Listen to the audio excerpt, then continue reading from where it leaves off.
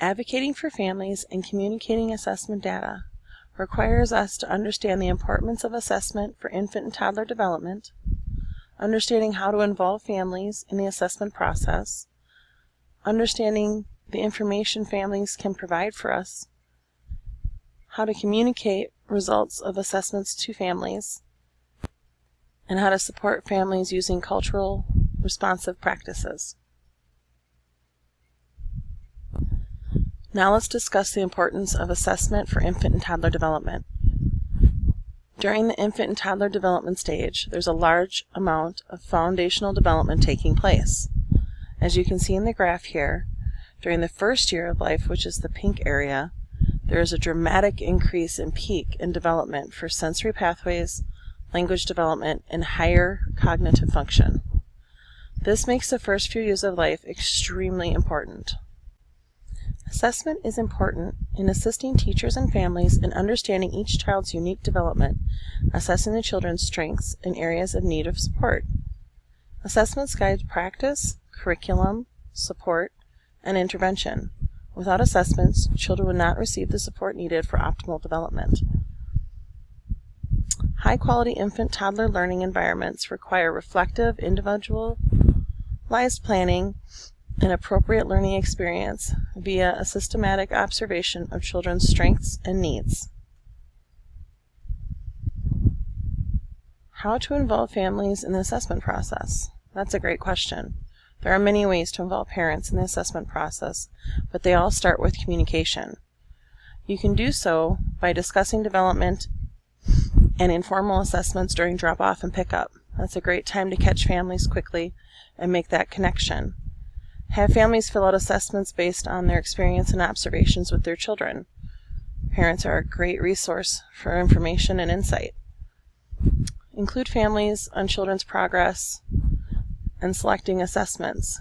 Families should have input into when children need to be assessed and why they need to be assessed. Share the findings with families from assessments. It's important to collaborate and work with families and share information so that children receive the best care possible. Collaborating with families should occur before, during, and after assessments throughout the entire process. Finally, come up with a plan of action with the help of the family. Input from the family will make the plan successful and allow you to work with the family the whole way through. One of the key benefits for children, teachers, and programs is the information families can contribute to assessing children, especially infants and toddlers, who cannot speak for themselves. The parent's perspective is helpful in gathering information about the child's activities and capabilities in the home.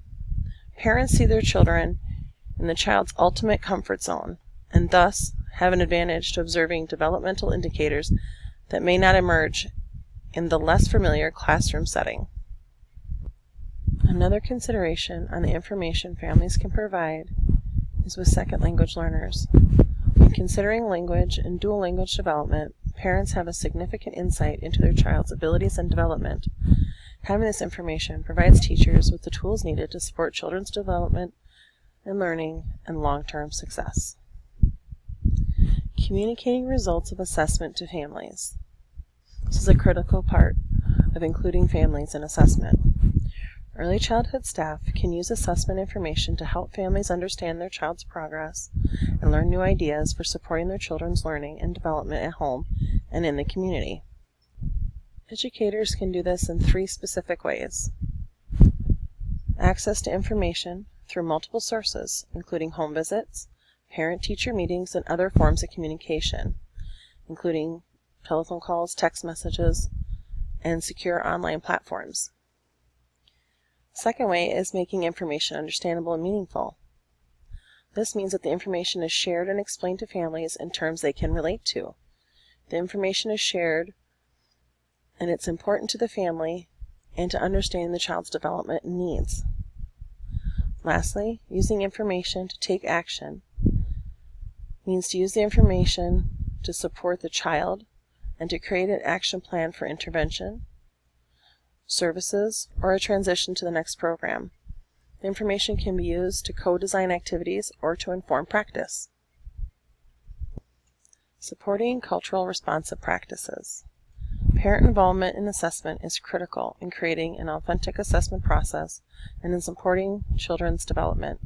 To best support families and children, early childhood educators need to use culturally responsive practices. What does this mean?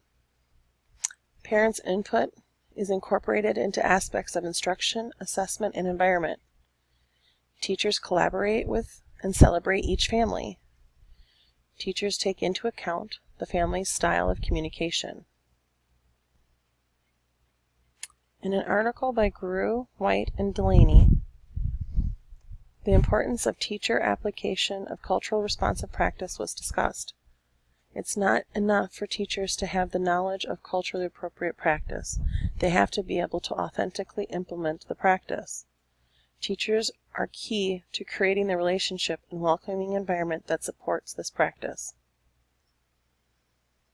Families, assessment, and educators. When considering the role of families in assessment, consider the role of children and the teacher's role. Families are invested in the process from the children's perspective and from the teacher's perspective. Families provide information, perspective, insight, guidance, and support, along with collaboration. Families are a critical part of the assessment process. Thank you.